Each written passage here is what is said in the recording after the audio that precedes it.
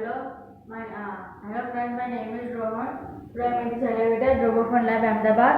The parts have used are one EV3 brake, two touch sensors, one ultrasonic sensor, one large motor, and two medium motor, and many other parts. I programmed this elevator to work like an automated lift. When I press the first floor button, if the ultrasonic sensor will sense if the lift is on the first floor or not. If it is on the first floor, the door will open and close. If it is not on the first floor, it will come to the first floor, and it goes for the same for the ground floor button. Now let me show you a demo.